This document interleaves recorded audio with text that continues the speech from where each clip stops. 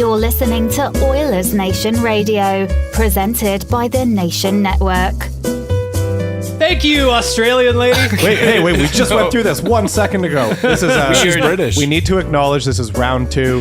We This made is it. round 2. Because she's British and we said she was Australian. We just did a great bit talking about the Australian New Zealand Might have been lady. our best bit ever. I think we do that bit every single time we come into the podcast. I say thank you, British lady, for leading us into Oilers Nation Radio. And you guys say, no, bag milk, she's Australian. And then we have a little laugh about it, a little chuckle, and then Dan uses my government name, and we got to start all over again. Because Dan, meanwhile, rolls into this podcast. We all just want to have fun and talk about the Oilers, and Dan wants to dox people. Yep. That's what he's here for. That's what I'm here So for. we had to redo the whole thing, and now I'm just confused. We've literally just finished a 1-hour podcast, and Dan made us restart because he can't use our feel like pseudonyms We've properly. also done that bit. I feel like it's before, our too. problem to have not be able to edit out Bag Milk's real name, which is Edwin. Oh, Jared does not. No, Jared's having none of this. Jared's not okay with this. Jared's at got a big mind today. Jared had a big night. So dueling pianos last night. He had shit going on. He has Some no time for cocktails. these redos. all. The pianos come to life and they fight. That's right. What do we do after we run the bit, Bag Milk? What we do is we thank our friends Sherwood Ford the Giant for making it all possible. How's Chris? that for a throw? Chris, we're going to try this again. I'm feeling deja vu right now. Chris, guys you have killed a it the Twitter first time. account, don't you? Yes, I do. Do you follow at Sherwood Ford on Twitter? Yes, I do. Do you? Of course I do. Chris, you have an Instagram account, don't you? Yes, I do. Do you follow Sherwood Ford _ the Giant on Instagram? I do indeed. You remember course the you do. underscore this time. Thank you. It sounded a lot more natural the first time. This time, Chris didn't sound as excited as he should be for following those two accounts on his Twitter and his Instagram. At Sherwood Ford on Twitter, at Sherwood Ford _ the Giant on Instagram. Follow them. They're Great good people. Yeah. Chris, Dan, you were out at Sherwood Ford this morning. What were you doing there? Hell yeah. We were donating Christmas presents to children and families. They were stuffing a big old truck. It's called #StuffAGiant truck because I'm pretty sure it's the biggest truck in the city. Probably Yeah. is. Easily. Well, and of note, it's actually not the biggest truck in the city. It's the biggest truck in the county of Strathcona. All right, we have the biggest truck in the city. We do. The nation. Nation truck. The Nation truck. Nation Thanks, truck is. thanks for Dan-splaining there. No problem. Anyways, Sherwood Ford is collecting donations to be donated to the Strathcona Christmas Bureau. If you're listening to this after Saturday, they're not collecting donations anymore. Yeah, try get your donations in, bring it in before Saturday. You get to throw it in the truck. How fun is that? And Santa's there too. Santa was there this morning. He was. We hung out with him, took some pics. Got a kiss. I told him what I wanted for Christmas. He gave you a big old kiss on the cheek. He did. What Did do you you ask want for him- Christmas? I want A kiss from Santa is what he asked for. Patrick Maroon to come back to the Oilers. Patrick or Anthony? Just Anthony. You want Anthony to Patrick. play on the Oilers? Yes. Patrick's having a terrible year. He's one of the first ever former Oilers to not score on the Oilers. Yeah, it's because he plays with the Blues. David Perron also didn't score last night. But David Perron has had a couple teams in between. So he doesn't Still. count. It's still former Oiler, though. Oh, yeah. The Chris, curse still I- stands. I remember recently you were telling me that for Christmas you wanted Twitter followers. Because last year, Chris bought a bunch of Twitter followers, and this year he thought it'd be a lot nicer if I didn't have to buy my own Twitter followers. If Santa or someone generous, maybe a listener of the podcast, maybe somebody at work, bought Chris some new Twitter followers. If I was going to buy myself Twitter followers, I would buy a lot more than 12. See, Chris got a really bad deal. He spent $2,500 for 2,500 Twitter followers. No, I don't even have 2,500. I wish. Hey, Sherwood Ford, the Giant. Chris needs Twitter followers. We're not saying you should buy them for us, But I wouldn't say no to some. but we're not saying you should buy them for us. Now, boys, it's been an up and down week for our beloved Oilers. Saturday. Is it Saturday, Dan? Yep. Saturday, big win against Vegas. At home? At home, 2-1. You were there. I was. Coom was there. I was there. What was the vibe like at Rogers Place on Saturday? Big win. It was a Hitchcock-esque low-scoring affair. What do you guys think of your time at Rogers Place viewing our beloved Oilers? I think we would be remiss if we didn't acknowledge the fact that the Oilers have done way better this year with their in-house experience. I think that the fans are... The crowd shots were even better this time. They don't give as many crowd shots as they What used are they to. showing instead? There's The been some drummers. highlight packages. There's been some drummers. What? They have one video per game where they produce from a Hollywood film. They On took Saturday, they it took was Home Alone, right? Yeah. Where Saturday they, was the, Home Alone. The robbers trying to break into the door and it's hot, and then the Oilers logo Was on his burned hand. into his hand. He's got the Vegas Golden Knights on his head. Oh. His head is replaced with a Vegas Golden Knight helmet. Oh. So it's you know what? I give them credit. They're trying. You know They're what? trying. I'd like to add to this because this crossed my mind too. Were you at the Vegas game? I was at the Vegas game, but like 2 weeks ago or 3 Oh, weeks so you're at the ago. bad one. The bad The one that we got killed. You're at the Yeah, you were one at the right s- after we went to Calgary. Chris Yeah. doubled down. Oh, He was yeah, like, it was I the need Sunday. to watch more And Edmonton Oilers. We hockey." also lost that game. But anyways, what I noticed is that they have a lot more, including the Oilers entrance song, a lot more like EDM, hype up music, flashy, Like Jack and strobe Diane? lights. No. Tycho's been Just read like- the riot act. No. They do a great job, and even beginning of the period, There's it's also- like some intermissions like of just like pumping me up. I There's don't a know Johnny about the Infamous. older crowd. Yes. Johnny Infamous. There's got a- the riot act. Or There's an DJ organist now too, right? Like there's someone playing. There's always been an organist. organist. I Yeah. feel like they never. I remember an organist as well, but I feel like they never got They the most out of it. underutilized the organist. They don't use them very much, but they have been there for the whole time. Because I heard a couple of games ago at Rogers Place, they were playing Still Dre. Fuck yeah. They That was played good. on the organ on Saturday. They played the Shark song. Yeah, that's right. That they played the. Well, Cam, I know that was exciting for that you. that really stressed me out. It's kind of funny to play a song Because then it was stuck about in my. a It wasn't shark, even the yeah. real version of the song. It was No. only the organ version. And it was stuck in my head for the next 10 days. Yeah. It's still stuck in my head Sing right it now now. from that. Sing it. Baby shark doo doo. But you know what else the DJ did? Speaking of the DJ that he did really well, and I thought he was really on the ball for this, and he deserves a pat on the butt. I didn't even notice Or this. on You the caught back. this right away, though.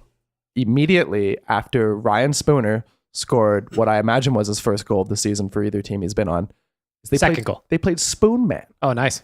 Played Smooth Man by Soundgarden. Everybody was freaking out. They're like, I know who that guy is now.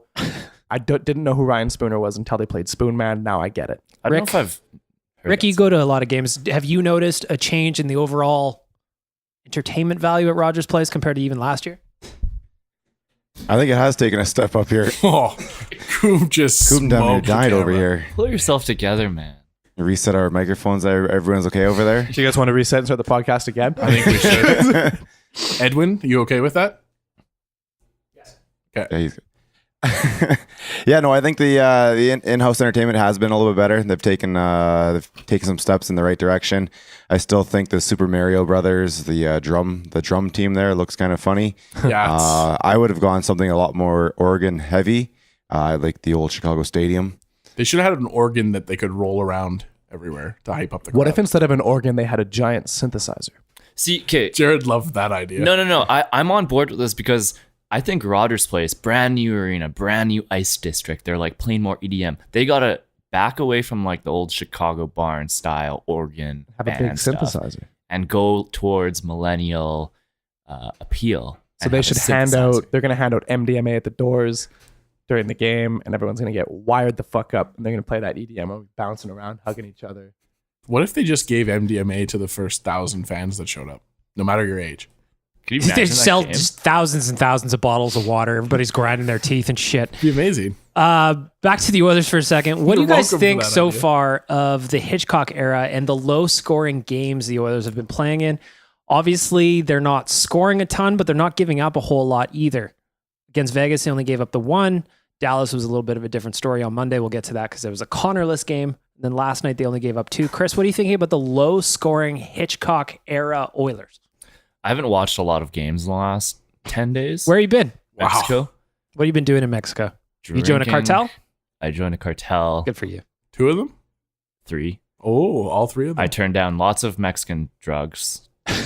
People just hand out drugs on the beach, apparently. Well, no, you got to pay for those. Oh, okay. Allegedly, in my No, opinion. well, okay. Anyway, so I haven't seen a lot. So this is my point of view from the outside perspective of someone who hasn't watched a lot of Oilers Somebody games. who's in Mexico. I see the complaining on Twitter about the low scoring games, but what I also see is the 2 points that we get. Exactly.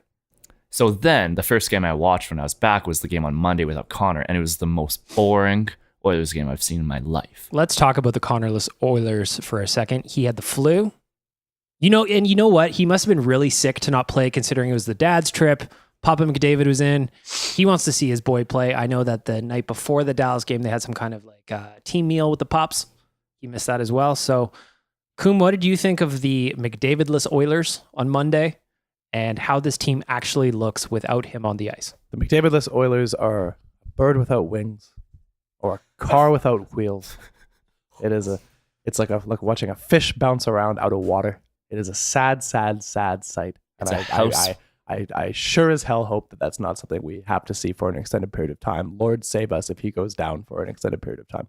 Everyone knock on wood. Why would you say that? That was bad. I said it this morning. It just feels so frustrating that Hitchcock has to play this style where he has the team playing a style because of the talent on the team below Connor, not necessarily because it's a winning. It's a winning strategy, but you know what I mean. Like, it's just frustrating that we have to play this at this point. It's a product of Chiarelli. Of course, Pete's put us in this position. That's his the team. only way we McDavidless team's his team. Exactly. The only way we can play right now is to play the way that Hitchcock has us actually playing. We have 3 top 6 forwards, and somehow we have to plug in 3 other guys. We don't have the ability to go out there and run around like Calgary's and teams like that. But this is exactly what the GM's done to us. But and to that point too, you look at like a team like Toronto, who was just without Matthews for 10 games, I think. And no Nylander for the whole year. They had the exact same because record. they didn't trade their quote unquote Taylor Hall, their quote unquote Jordan Eberle. So I know you're saying this is Chiarelli's team, but I often think about, because he tried to build this team around McDavid. So say we didn't draft McDavid, would we have brought in Lucic? Probably because it's Chiarelli. Would we have brought in Cassian to like protect Probably McDavid? because Chiarelli. Probably because it's Chiarelli. But then it's like we wouldn't have traded Taylor Hall. We probably wouldn't have traded a lot of other guys. Okay, so but if you don't get Connor, you don't just he doesn't just disappear. Who do we get then? Dylan Strome. Yikes. I just wonder, we would have. Yeah, I'm just curious if we wouldn't have drafted Connor, how Chiarelli would have built the team differently. Or if they would have hired Chiarelli, because remember when they won the lottery is when they cleaned house. And Yes, McTavish because and Kevin Lowe got put somebody in the may got cannon. on the telephone and told somebody else that, hey, if this is going to happen, something has to happen, and So yeah, something maybe happened. we'd have Mac T still as the GM. We'd have Dylan Strome in the mix. For me, it's just frustrating that we're still looking at a middle of the pack team 3 years after Chiarelli came in as a GM. But that's because he's put us there. Yeah, he's absolutely. taken us. He's cut out our knees, and now we have to march down the street. He can't do it. And now, so Hitchcock is here. He's gonna help us play a style that will allow us to win. And yeah, that's all you can do with the guys that Pete's put out there. Can I talk about Chiarelli? I love talking about Pete Chiarelli. Get in there. If there's one thing that this experience has taught me is that this motherfucker's not going to get another job after this. Find me another GM who got gifted a generational talent, squandered it for 2 of the first 3 years. Peter Chiarelli in Boston. Nope. You say again? Well, he traded Sagan. He also traded Blake Wheeler. He's just a bad GM, and I don't understand why anybody keeps hiring him. Do you think players, maybe coaches, have refused to come to Edmonton in the last 4 years because Chiarelli's here? We've heard of those stories. Yeah. Well, we've heard them more about the coaching rather than GM. That's true. But who brought in the coach? Well, to be fair there as well, Mac T was chasing Todd McClellan before Chiarelli was even hired. I suppose. Mm-hmm. So I don't know. But like back to what Rick said, the talent that he's moved out. I think conservatively, you can say that Chiarelli's moved out 80 plus goals a season without replacing any of it. He's making bets on fucking internal guys getting way better and guys who weren't his players producing far more. It's like, okay, Nuge and Draisaitl, you got to go out and rip it up. Connor, you got to go out and score 40 to 50. And then you've got a whole cluster of players at the bottom of the lineup that are being outscored collectively by fucking Pontus Aberg. Who is the best non-Chiarelli player on the roster? So if he inherited, so we'll say he inherited McDavid, because let's not pretend he got McDavid. That was luck. Yeah. So there's McDavid, Draisaitl, Nugent Hopkins, Clefbaum, and Darnell Nurse are all non-Chiarelli players. Who on this roster is the best non-Chiarelli player? Cam Talbot? Talbot, Koskinen, Larson. But Sather did go out on record, I think, with Zach Lang and told him that he wouldn't have made that. He wouldn't have made that deal if he wasn't leaving as He's the like, GM. good God, you guys are hopeless. But then Little gift also bag. to take that favor back, he was like, you have to take Ryan Spooner. Down the line, we're going to make you take Ryan Spooner. You get Cam Talbot for nothing. You're taking on Ryan Spooner. I don't understand how this guy's got a job. Even if the Oilers, if Hitchcock can manage to squeak them into the playoffs, he still needs to go. And I think he should be going before the trade deadline because I don't trust him to get 2 pizzas and a 2-for-1 But deal. then the problem is, I guess if you put like Keith Gretzky in there, but I was going to say if you move him before the trade deadline, then like a new guy's going to come in and he's going to take a year to evaluate the team. And we're going to be in a rebuild. That's why the quicker you get him out, the better. So it's Yes. like if you bring him in, say, fire Pistol Pete on the 23rd, right before Christmas, so it's just as awful as possible because that's what he deserves at this point. Agreed. Drive him out to the airport, give him middle seat, drop him off in Winnipeg in a parachute because Winnipeg doesn't have an airport, and then make him find his way back to Boston or wherever the hell. So let him do that and then bring in that new guy right away so they can have maybe a month and a half before the trade deadline to figure it out. All right, we're going to throw a draft pick at Mark Stone. Are we going to do something like that? Are we going to stand pat? And then they actually have like 6 months before free agency to like understand the roster so we don't have to have another fucking rebuilding year. Yeah, it's crazy. Arguably, too, if they brought in somebody from within the organization like Keith Gretzky, he doesn't have to do an assessment period as much as... Maybe it'll be Scott Housen. I just don't think that there's any world where I believe Peter Chiarelli should be allowed to make more deals. And I don't think he is. I think I've said that on this podcast before. I don't think he is making the decisions anymore. I feel like the Spooner trade is a very Chiarelli trade. Yeah. But he brought in, so Reed A sent, 1-for-1 involving a player that's worse than the player going away? That's extremely Totally. Chiarelli. Reed sent me some audio, and this is case in point. And actually, you know what? This first segment brought to you, of course, by our friends at Sherwood Ford the Giant. Chris told you already you need to follow them on Twitter, at Sherwood Ford, Chris. At Sherwood Ford. On Instagram, at Sherwood Ford _ the Giant, Chris. Yes. You're so impressed when I correctly read the plugs. Very good memory. They have Sherwood Ford has good hockey takes. They got great hockey online. takes. Follow them during the games. Corio's entertaining. He's yelling at you. Corio. Got his game day rants. He's got a good game day rant. Then they throw up a video of Gus eating There's treats. always pictures of Gus. Hey, speaking of Gus, he picked St. Louis to win last night. You know who didn't pick St. Louis to win last night? My man Frank. Has Frank ever picked against the Oilers? He picks against the Oilers a lot. Because I saw people on Twitter were suggesting that you're rubbing some kind of grease on that Oilers sheet. You put pheromones There on was that grease. sheet, don't you? So that was the thing a lot of people were saying. They were calling shenanigans. They were taking Frank's integrity into question, and I will have none of that. So last night, Cam, I drew a new Oilers logo. Wanya just poked his head in. Hello, Wanya. Goodbye. I drew a new Oilers logo specifically for last night's pick. No alleged grease, which is probably just Frank licking You the should paper. probably draw a logo on the video so that we can trust it. I will. I'd love I to will see do you that. live draw a logo. I will do that. I will. For who do we play next? No, I've already got a Minnesota. wild logo. And you have to break out a new piece of paper out of the package, too. Fine. Well, Fine. you have to videotape You have to go yourself going to Staples, buying a pack of paper. Better idea. You have to videotape Evan, the intern, going to Staples for you, delivering the paper stack to your house, him opening it up, putting it down, and then you drawing the logo. We'll call it a paper cast. I'll do that. Heck yeah. I'll do that. Because you know what? I don't appreciate people saying Frank is a cheater in any possible Oh no, way. we're not saying Frank's a cheater. We're saying you're a cheater. You know what? While we briefly touched on Evan, I just want to give him a shout out for finishing his 2,500 word essay last night. So Evan the intern had to recap his time here, and I would like to note that he really scraped the line. 2,501 words. Yes. The assignment was called for 2,500 words, and Evan went all in with So- 2,501. So I we read, learned a lot here at the Nation. I read Evan's essay this morning. He sent it to me. He's like, "Can you please proofread this?" I said, "Okay." And he went off the rails in his essay and stopped talking about working here and just talking about how he designed his apartment building with all kinds of scented candles. What kind? So just different like lavender, just Yankee different candles? just different kinds of Whoa. candles. So for about Christmas 1,000 mint. words, Evan goes off on a tangent.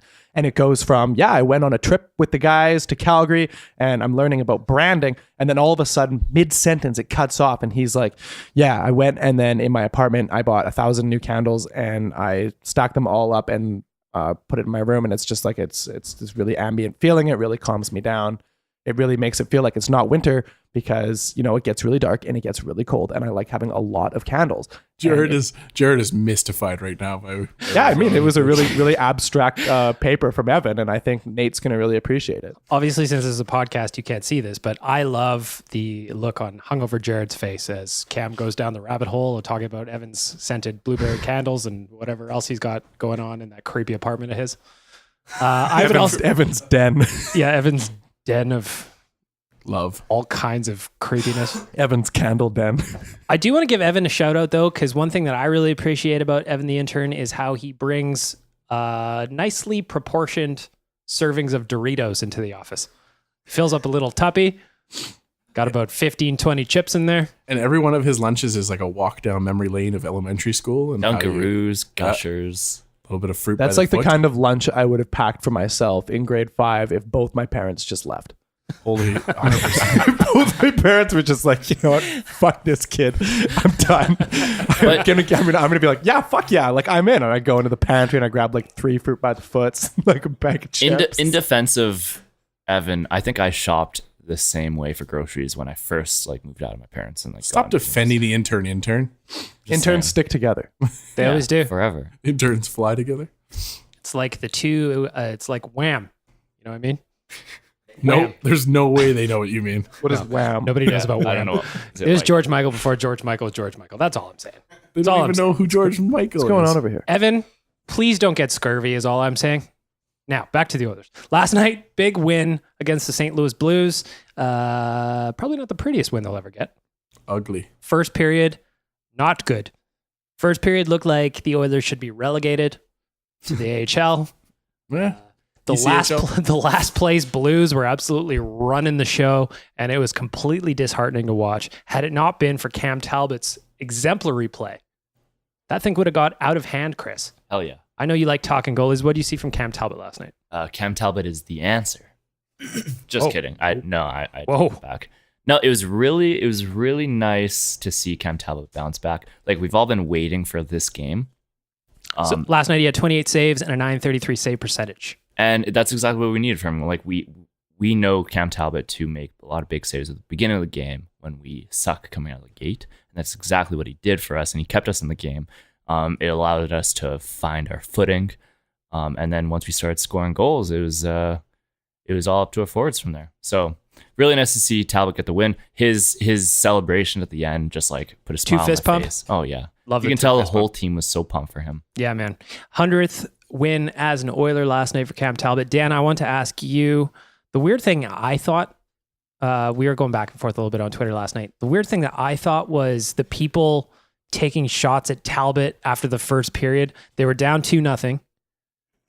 2 goals that, in my opinion, I don't know what else he could have done on. What do you think about the people that are still taking shots at him despite the fact that he kept them in the game?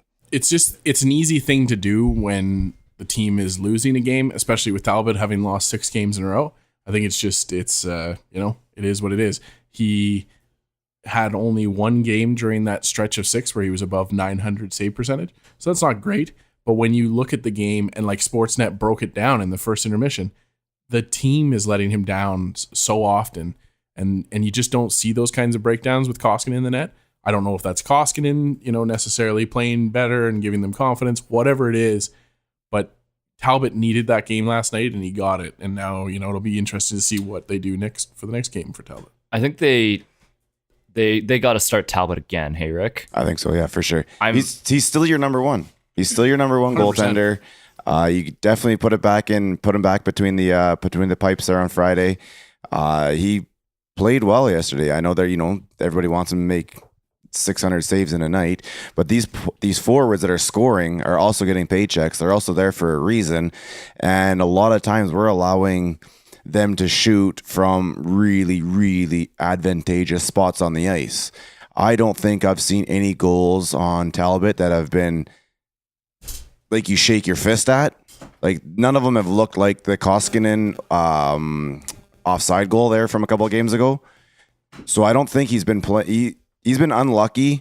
Yes, you want your goaltender to make that next save, and there's been times where you're like, I kind of want him to make those saves, but he hasn't been really, really bad. And last night he made a lot of that important save where he just didn't let St. Louis get that extra goal on us. He made that next save a lot last night, probably 4 or 5 times that kept us in it. And that's exactly what you want out of him.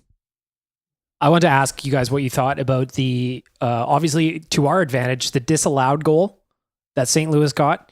To me, I feel like it was the right call in the moment because the ref was watching it in real time. If you watch it, the slow-mo replays that were coming out right after it, then you see, oh, okay, Benning bumped Tarasenko into Talbot. He got knocked over. St. Louis scored, blah, blah, blah. In the moment, though, when I was watching it live on TV, I thought Tarasenko ran into Cam Talbot. So what did you guys think of the disallowed goal? Actually, you know what? I was surprised Brian Burke was defending the call as well. It was like, you know what? I think it was the right call in the moment. You can't challenge it because it was blown dead, blah, blah, blah, whatever. Cam, what do you think of the disallowed goal that eventually gave the Oilers the opportunity to tie it late? Well, it was easily the right call. It was St. Louis guy was all over Talbot in front of the net. What's he going to do? Got knocked down. What do you think about Benning maybe give him a little bump into Talbot? That's pretty much like the standard thing. Like if it's like even if the D-man kind of shoves you a little bit and you end up like toppling over the goalie, they usually give the benefit of the doubt to the goalie because you can put some effort, which Tarasenko didn't, to, like get out of the way. You stand in a different spot and he just, happily fell back. Like pretty obviously goalie interference if you ask me. Chris, you are part of the goalie guild. You're also part of the ref guild. So this must be a tough one for you. I would like to know your thoughts on the disallowed goal for St. Louis. I think you always got to protect the goalie, number one. So there's the goalie guild opinion. Go ahead. And the ref guild, I agree with the in the moment thought. Like it's interesting. You can't review that play. I'm not complaining because it went in our favor, but I agree with it. Like all in all, like you got to give some factor to the ref that it is live in the moment, and he doesn't have a replay option. So I'm fine all in all with both aspects of the Dan? play. I was just shocked that we didn't get. It wasn't a goal that we had to have reviewed. Hitchcock, man, it's like Hitchcock. We're getting these calls in the Hitchcock era. It's wild to see it, but it is something that's kind of systemic of goalies now. That whenever they get touched, they do what Talbot did, where he kind of just starts wobbling and goes down real quick, and that's fine. That's how you get a game. Call. Yeah. If I'm a goalie, I'm going full yard sale. If anybody bumps me, I'm trying to find the replay. Did the Blues player have an opportunity to like move out of the way? Not or it really. was like all happened. it was pretty bang, but like Cam said, you could have like made a little jump or put some kind of You can stay on your feet, man. You're going up against Matt Benning. Hey, Come on. wow, tough kid. Wow, man, He's Matt- not. You're not going up against like some like 6'6" machine here. You're going up against Matt Benning. You can fight back a little bit. Stay on your feet. Tarasenko's a thick boy too. He's over 200 pounds. Exactly. He grew up in Siberia. The guy is from like Eastern Russia or something. He grew up working on the railroad since he was like 6 years old. Like bend your knees, get in a ready stance, and stand up. You know what? It's funny we're talking about that because this morning on TSN they did like the top 10 comebacks, and one of them was when Russia came back and won the gold medal in the World Juniors. Was that the against Yakupov Canada. year? Can't remember. No, no. I think that might have been the year before. No, Tarasenko was in it. But I just remember watching like all the Russians sing their national anthem, and it was just so annoying, and I was so bitter because they came back and beat the Canadians. But Tarasenko was in that group, just like smiling. Hear that Russian national anthem, and Chris is just like visualizing Ronald Reagan going across the ocean and punching down the Berlin Wall. That's Germany. Dan, Dan, can you not play along with his Sorry. imagination? Dan, you understand how the Berlin Wall worked and how that was associated with Russia, right? Little history lesson coming out here. but on Can you Oilers Nation explain Radio. this? I don't really know.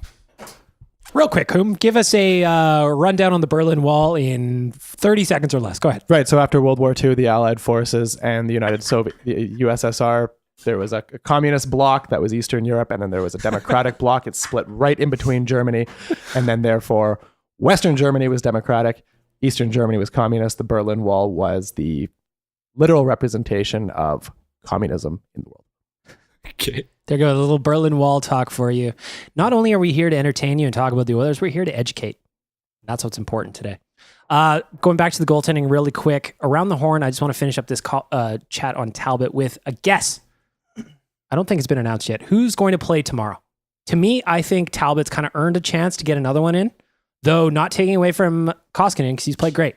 I just think, you know what? Like Rick said, Talbot is your starter.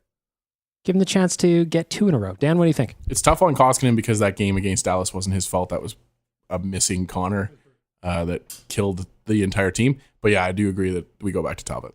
Yeah, why would you? Talbot just played the best game of his season. Why would you go back with Koskinen? You gotta play Talbot. This morning you thought Talbot had no wins this season. So I'm having a rough week here. Chris is still in Mexico mode. I am. Remember yesterday when I made that image that says Drake Caggiula will be out of the lineup, and then Chris puts it up on Instagram and it says Ty Ratty's not playing tomorrow in the caption. Shout out to all of our Nation fans who are on the ball though, and they were so confused by you. I'm confused by myself this week. I actually thought that Cam Talbot got his first one this season last night. Don't ask. Oh, Talbot for sure. Koskinen plays. Koskinen, come on now. Talbot's number 1. You go with him. I think Hitch already said you really don't swap up a winning lineup anyways, so I think easy money is on Talbot. But another thing to consider is since they're playing Calgary on Sunday, and that's a huge one, are you going to start Talbot on Friday and then potentially do him 3 games in a row? Yeah. Could be, why not? He's had enough rest to oh be able to yeah, handle that now. he's 'Cause flying. I kind of have a feeling they're going to go Koskinen and then they're going to go Talbot on Sunday. I think they're going to go Talbot on Friday and then Koskinen on Sunday. myself. Yeah, I could see that. Because who played in Calgary? Was it Talbot? Koskinen played when we were in Calgary. Okay, so maybe they do Talbot on Sunday. Just a different look. Because the last time they played Minnesota, Poopies. the last time they played Minnesota, Talbot was in net. So maybe Okay. a wild, a different look. Maybe a little switching it up. The big switch up. These goalie guesses brought to you, of course, by our friends Chris at Get Sauced. They've got delicious sauces, accoutrements, spreads, seasonings. You're staring at me right now, and I like it. Me and Chris are making some very deep eye contact. You can't see it, listener, but I can feel it. Honestly, I can feel it in my loins. I'm just really tired and I zoned out. I was just staring. They can probably feel it through the microphone though. Go check out our friends at Get Sauced at getsauce.com. Survey everything they have to offer. I guarantee your mouth feelings will thank me. Get Sauce was in Edmonton this last week at the Butterdome trade show. Shout out to everyone who went and bought. I said hello. I stopped by and said hello. Did you buy anything? You didn't. I did. you I get? didn't. It was crazy. Their booth at every trade fair or trade show I've ever been to is the most busy of any of them. People love sauce. It's unbelievable That's because they're sick, giving out so many samples. They're willing to give you a taste of anything that they have. They'll crack it open right in front of you. It's beautiful. We are still waiting for radio silence. They'll get sauced. They're so busy. Oh, I know they're busy. Yeah, this is their busy season. Dustin wants so bad to get that to us. I really want it because I think Jay needs to suffer. He does.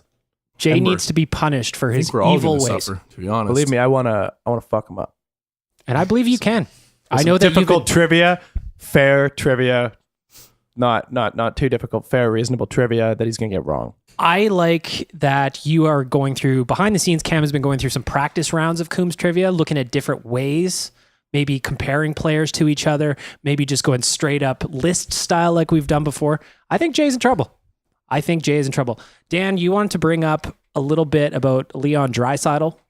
He's been uneven. I think he's had like a weaker week by his own standards and by what people would expect of him. What are you seeing from Leon Draisaitl?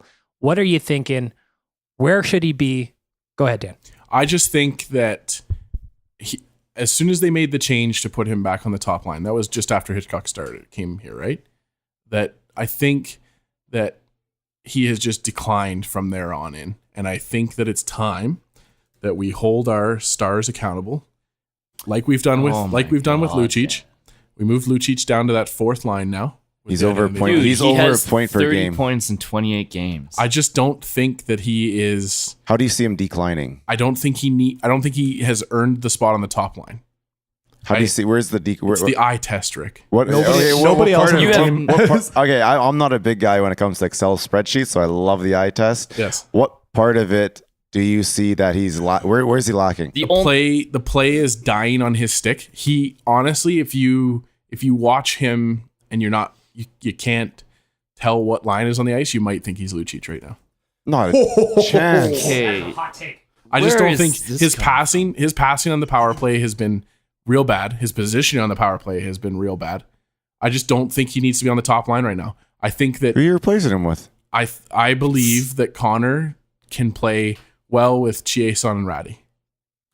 So And then you move Draisaitl down to maybe with Nuge. okay, I'm not against putting him with Nuge. That just kind of solidifies your second line, and I think a guy like Connor can get away with lesser wingers. That's my point. So to me, it's like if you have Draisaitl up on the top line, that needs to be an absolutely dominant line all the time. And if it's not that dominant, then you need to try and make your second line worth its weight. Dominant, a point per game. Yeah, more than that. It's dominant Because he's over a point they have per to game. be they have to be outscoring their opponents by like they have to be outscoring their opponents. And right now, those two since the Hitchcock era they have 50% of the goals when they're on the ice together. Right. Leon Draisaitl is going to score 90 points this season, and he's going to come to a little break and punch you in the face. That's the thing. That's fine. You know what I'm terrified of? He's going to get Horkoffed.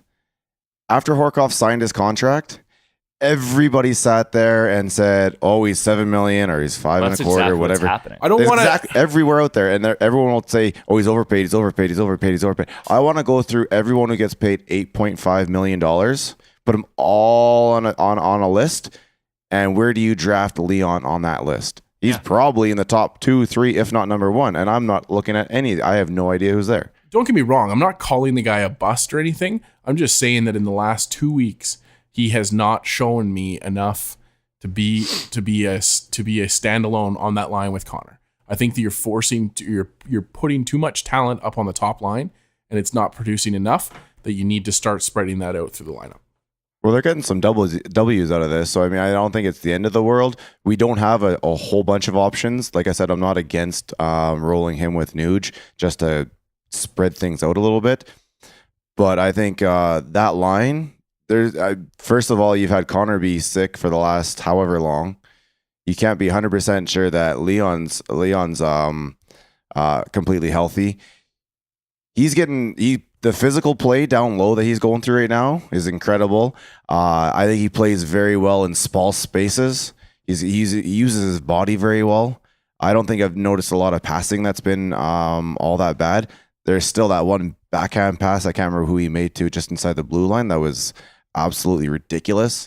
I think he's probably one of the best passers in the league still. But if you want to bump him down to kind of spread things out a bit, go right ahead.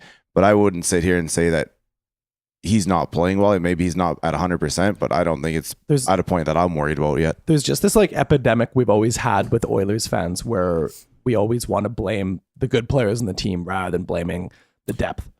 And I'm not. This happened with Taylor Hall too. It was always, oh man, Hall's not good enough to will the Oilers, and it was like, no, the rest of the team sucks. And it's like the same thing with Ales Hemsky. It was like, oh, why can't Hemsky make the team win? And it was like with Draisaitl, it's like you expect such like great things because of the 8.5 number. If it was 7.5, then we'd be like, oh fuck it, you can take like a game off. I think even then, it's like against Dallas, like he was driving his own line with no Everybody McDavid. drink.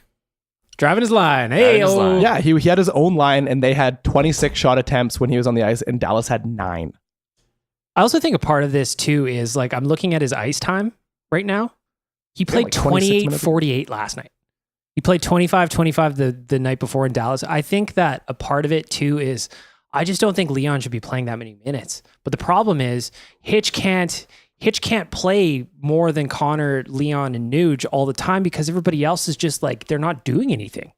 So he's trying to win hockey games. Leon's a big part of it. I just think that, still, although don't get me wrong, Dan, I would love to see Leon and Nuge together. I think Connor's good enough to play with anybody. It's kind of like Crosby. Like, who are Crosby's wingers generally? Brian Like, Rust. Chris Kunitz has not done anything since he left Crosby's line. Chris Well, he's Kunitz old. has a gold medal at the Olympics because of Crosby. So, like, my point is maybe it's time to try McDavid with a couple of other guys. Do McDavid with Kajula and Chiazon, and then do a second line of like Draisaitl, Nugent Hopkins, Pouliot. Though I will say, and I know I'm the card-carrying president of the Nugent Hopkins fan club, I thought Nuge's line was the best line that the Oilers had last night. Yep, and that's Jesse there too. They had the worst Corsi of any forward line last game.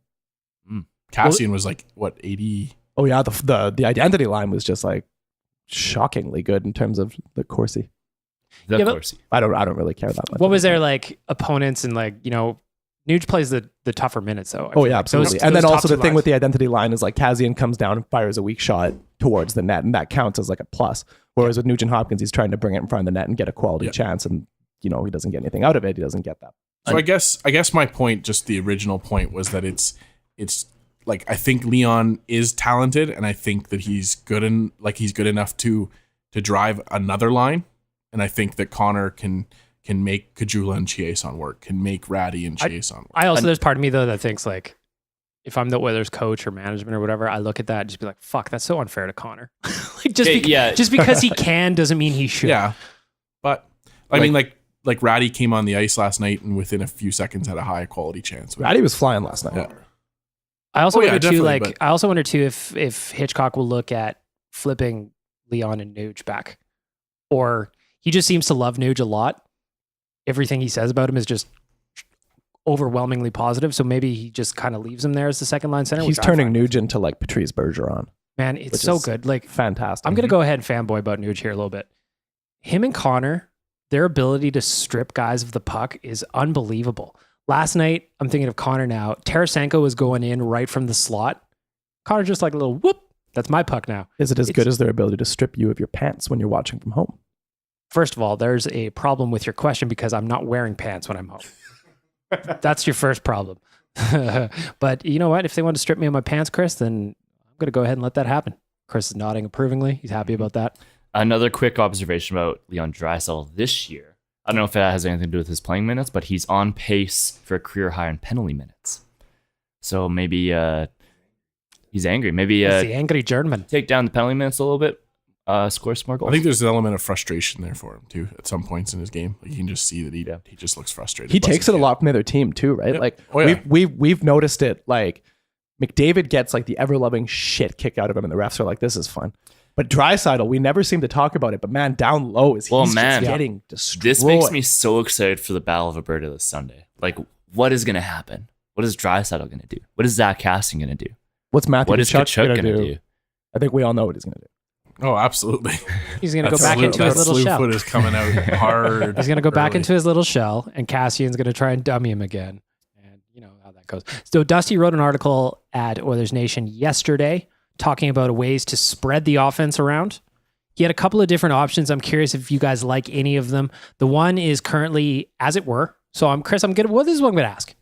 I'm going to give you some options here, and I'm going to just let you rank them, okay? Okay. 1, 2, and 3. One being the best. So the first one is to let everything stay the same as it is right now. Okay. The second one is to reunite McNuge, putting Draisaitl back on the second line with Kara and Puljujärvi, which would be a big, big, big boy line. That's a thick line right there. Yep. And then the third option 3 is to put Draisaitl and Nuge together. Okay. So we got, as it is, McNuge, then Draisaitl and Nuge. Chris, which one of those do you like the best? Which do you like the least? I've always been a fan of McNuge, and I will continue to be a fan of McNuge. So I want to see them back together. And the one you dislike, as it were, McNuge or Draisaitl and Nuge? I don't dislike any of them. I would want to say it's hard to argue with this lineup. I'm going to say the current lineup I dislike the most. I would go. I mean, I think I've made it clear that I think Nuge and Draisaitl can play together, and the important part of that is having Puljujärvi on the right side. I think that the two of them together with Puljujärvi forechecking the way he does now is important. So I like that the most. I don't like the way it is right now. 1-3-2. That's the way you do it. The way it is, and then I think the third option there was, Dry Nuge, and then Nuge and Connor is the third one. I'm going to bust the door down with a hot take, and I'm going to say the best way to do it, and I was saying this last year too, the best way to do it is 3 centers. McDavid's your number 1, Draisaitl's your number 2, Nuge's your number 3. Let Nugent Hopkins become your really good Patrice Bergeron guy that just like really shuts guys down, but can produce offense. And then have Draisaitl be his own center, but get him a real winger to play with. Like go out and sack up and go get like Mark Stone from Ottawa and give him like a really good player. You know what? I would be interested in seeing that again because we've only seen that in the Todd McClellan era. I'd like to see what Hitchcock could do with those 3 centers. Yeah, because that's lined all that's up. That's about as deep as this team can get is when those 3 are all apart. And the last time, so Leon Draisaitl's been really good in the league with McDavid, but he was also really good in the league when Hall was his winger. If you can get, I mean, you're not going to get Taylor Hall in a trade, obviously, but if you can get someone, Some people can. some people can. Chiarelli can't. if you can get a good winger, because Draisaitl's splits, he hasn't been good away from McDavid, but that's not his fault. The wingers that he's been given are bad.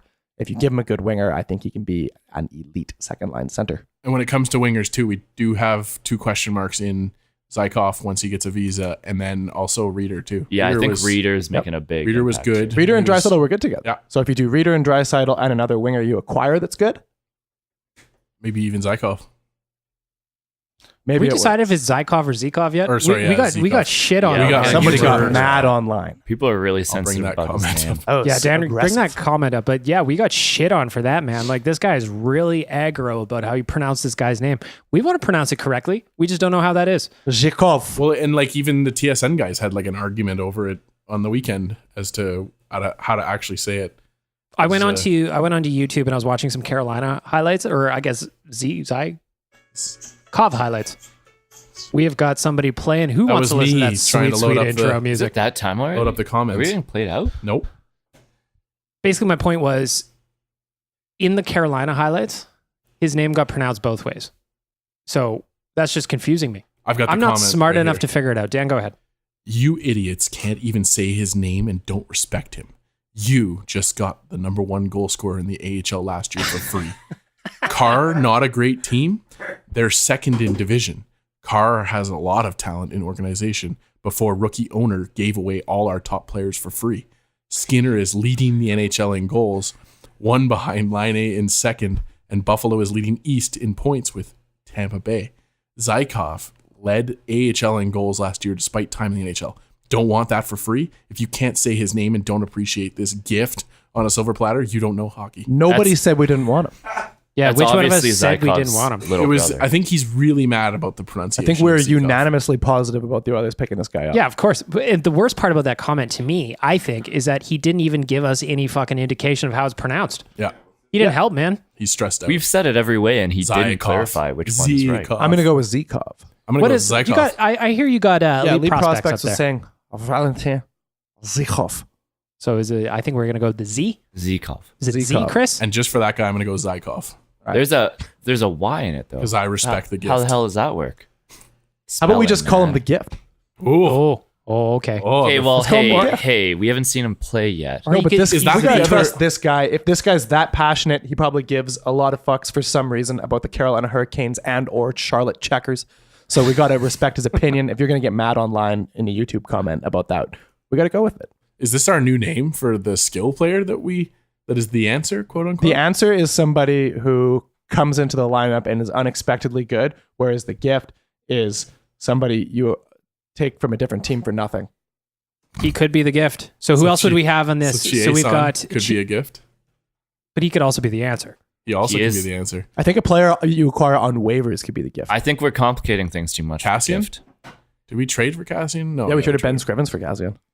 Which, I mean, where's Ben Scrivens at these days? KHL. He's a gift. Chucking jerseys out into the stands in the KHL, Chris. We got Lucic for free.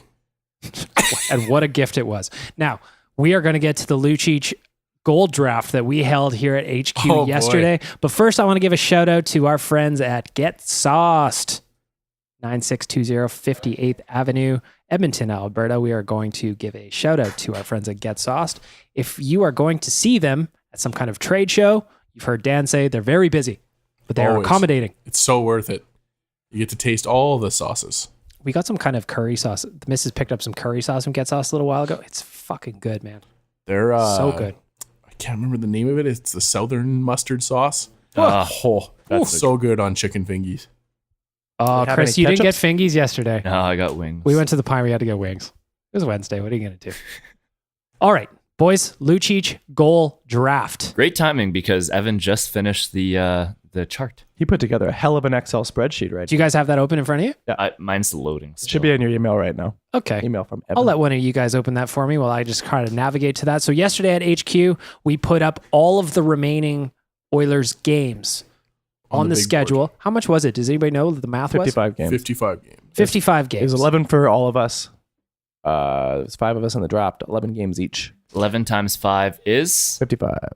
Math works out on that as far as I know. Now, so what we did is we all picked games, 11 of them to be exact, across the remaining schedule? And Cam, how do the points work on the distribution for this? How are we putting this draft together? So we discussed this quite a bit. There was thought about doing something like 3 points for a goal, 2 for an assist, 1 if he punches someone in the face, 5 if he retires mid-game kind of thing.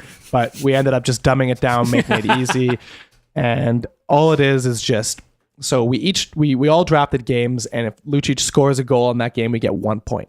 And then since me, Bag Milk, and Chris still had our OG picks, remember a few podcasts ago, we were like, when's Lucic going to score? I said New Year's Eve. Chris said sometime in June for some reason. I said February 13th. Yeah, Chris was like, he's going to score in the 3rd round of the playoffs against fucking Nashville.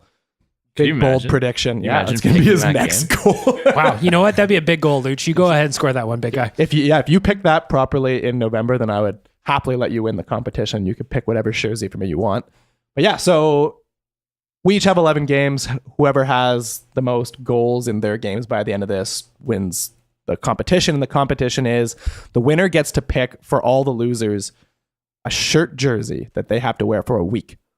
A week straight? Sure. I think we decided we're gonna change. We might change the terms, but we'll figure those out. You have to wear it for a month. Yeah, we've got time to figure this out. If you got an idea on how we should do the jersey thing, be sure to tweet us, any of our individual accounts, tweet at ON Radio Podcast. Let's discuss. Let's bring the listeners into the mix on how we should punish each other. Now, last night was the first game of the draft, and Rick, sitting right behind me, went with last night. With his 1st round pick. Yes, by the way. First overall pick in true Oilers fashion, selected a bust. Last night, Luch did not get a shot on net. Unfortunately, Rick's dreams of a goal did not happen.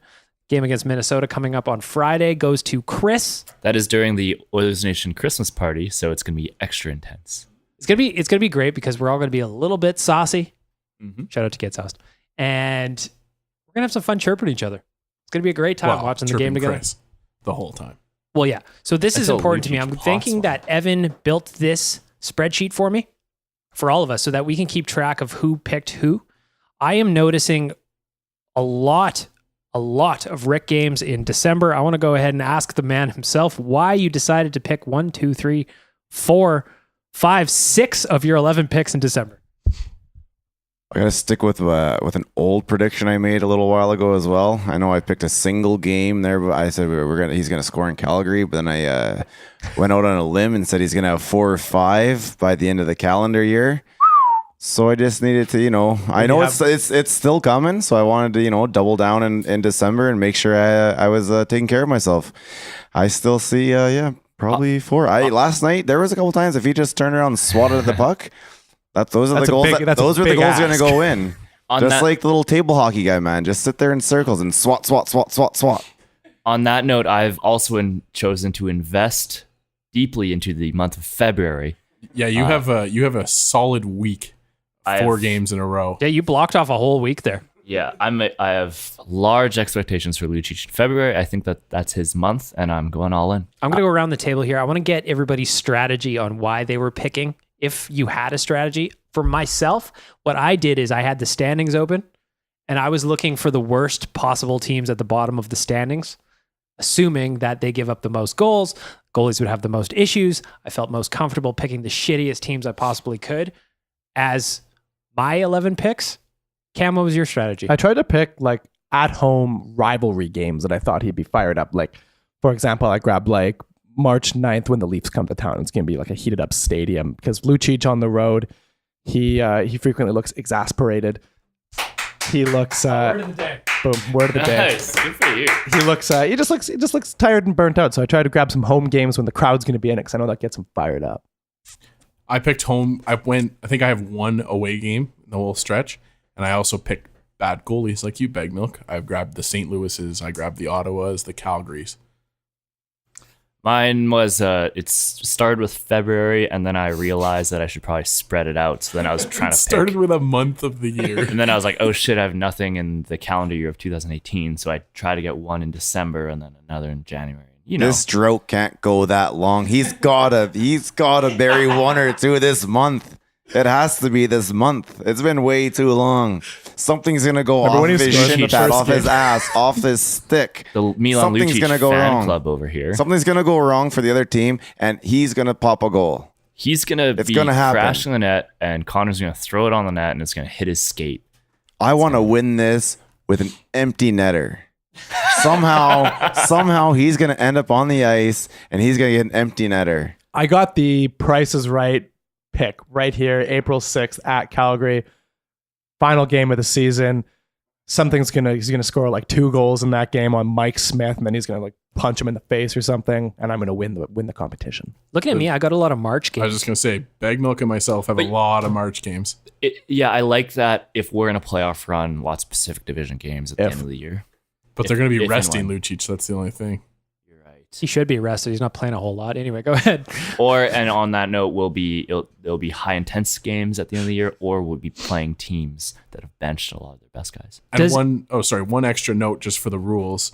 We also said that if he scores a goal on your guys' original days, so Bag Milk, Coom, and Chris. So my original day is the one right before Christmas on the 22nd against Tampa. Mine's New Year's against the airportless Winnipeg Jets. And mine's February 13th. So if he scores on one of those days, that breaks a tie at the end of the season. We're very high likelihood this is going to be tied 1-1. 0-0. Oh, I'm so excited for it. So we need that tiebreaker, and then we'll come across any other tiebreakers we need. Okay, so here's a follow-up question I have. We each picked 11 games where we think that the big man is going to score. We each have 11. Of your 11 games, now I'm going to ask for prediction of points. So it's a 1 point for a goal. That's it. Assists don't count. Fights don't count. PIMs don't count. We're not counting Corsi. We're not doing any of them fancies, Coop. Of your 11 picks, how many points do you think you're going to get?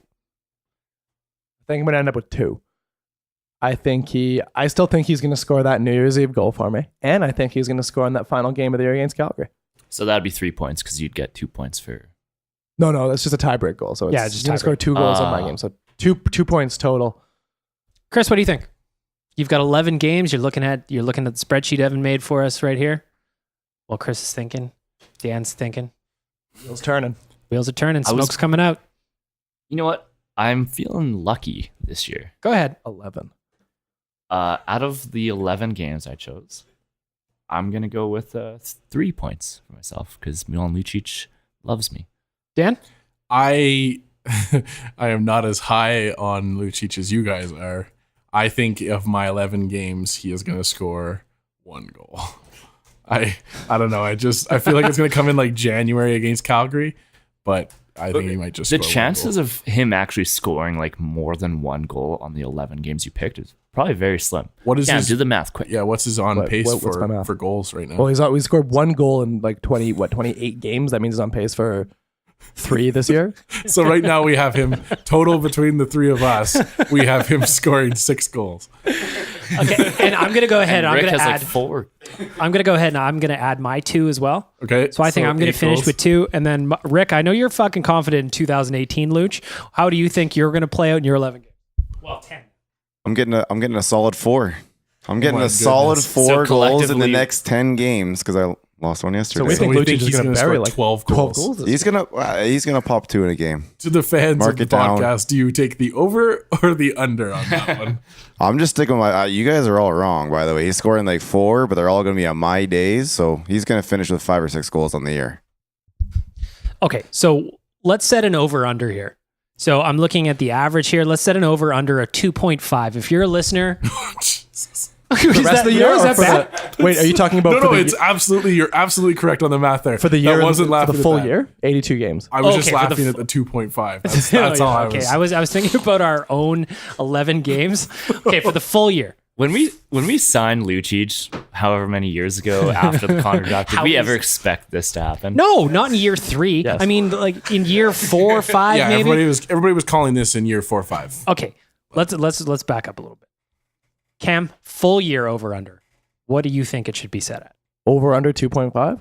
No, that I was just thinking of my individual 11 games I like 2.5. for the whole For year. the whole year, yeah. Man, we're 1/3 of the way through the year and he has 1 goal. So And the is math it- adds up. Like the But 3 you is just like predicted, 3 is you just realistic. predicted 2 goals for him. Yeah, and that would be slightly over. That'd be 3 for the year. Okay. Chris, what do you think of the over-under? Do you agree that my initial 2.5 like Cam does, or do you think I'm being a little bit harsh? What did Cam say? I was taking a selfie. Sorry. You never listen to me. You were selfieing mid-podcast? See, even in his first year when he was with the team, when he scored in 16-17, what, like 20 goals or something? 22, I think. Like somewhere like that. 17 of those were on the power play, and he was on PP1. And now he's on PP2, which is basically an even strength unit, because when they're out there, they don't look like they're on the power play. Man, so like he's almost at 2 goals per 82 games. Yeah, like he has 2 goodness. goals this calendar year over the stretch of like 60, 70 games? No, it's in the 70s now for sure. Yeah, so like to set the over-under at 2.5 is fair. He's got to do something. Like he's got to go on like a 5-day bender and like just miss 2 games and just like just change something up in his Get life. drunk for 5 days. And then I know that'll fix it. that And then when come I'm back, at my like- peak performance is after a 5-day bender. How's that working out for you, Jared? Jared, Day one. Of Jared's his having a bender. good time over there today. I Dan, would- what do you think about this over-under? I think that your number is completely fair, and I think that as a group we were being fair. So I believe 3.5 is the number. See, if I you feel- give him I the credit for that goal. Yeah, I felt like I was harsh on 2.5. If we're looking at the It's- whole season. It's But not harsh because you're just statistically- taking our mathematical numbers. You're just being statistically honest. I just think 3.5 is the fair number for the whole season. Rick, what do you think? 3.5 is probably fine. 2.5 is honestly, yeah, you really can't argue with it. It's Like, is saying 2 fair? If you're Vegas, Well, you can't do over-under on 2. If you're Vegas right now, you I don't get it. would take I think you would put it up to 3.5 just because you're gonna have the people that no one's gonna believe in bet it. that. You better give me some real good odds. If you're we're in giving me Vegas playing with those 2.5 and numbers. Vegas and he already has 1, I think I take that over. Why don't we really double down and put it down on 1.5?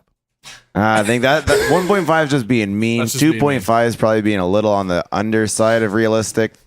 3.5 is between 2.5 and 3.5. But honestly, hey, Oscar Klefbom just scored 3 goals in like 5 games or 4 games. Don't you dare compare Oscar Klefbom to Milan Lucic. You bite your tongue, sir. I don't even know if that's an insult or a compliment. Like, To what you're who? trying- To which one? I don't know. Like, you never know. Like I said in February, he goes on like he can easily score 3 goals in 3 games. Hawken is still in Canada right now. You leave him alone. So, anyways, it's would not you- uncommon for a player going through a slump to What just would you score, like, rather 3 put goals. money on? Lucic scoring 5 goals this year or McDavid scoring 130 points? Oh, McDavid all day. Yeah, How about 150 points? Lucic. 5 goals for Lucic? Or 150 for McDavid? But I you know would what? go McDavid Connor's not slow. on pace for 100. Yeah, Connor's like, 30. he He's- could do it. I would never doubt him. What do you think's more likely? 7 goals from Lucic or an Oilers Stanley Cup? Oh, man. All right, so if you're listening to this right now, help us set the over-under. We've got 2.5, 3.5. It could be either way. I don't know. Let us know on Twitter, @ON Radio Podcast. Thanks so much for listening to episode 15. Thanks to our friends at Sherwood Ford the Giant. Follow them on Insta. Follow them on Twitter. Thanks to Get Sauced for keeping flavors tight. And thanks for Chris for paying attention. Shout out Damien. Shout out to Damien. Best wishes.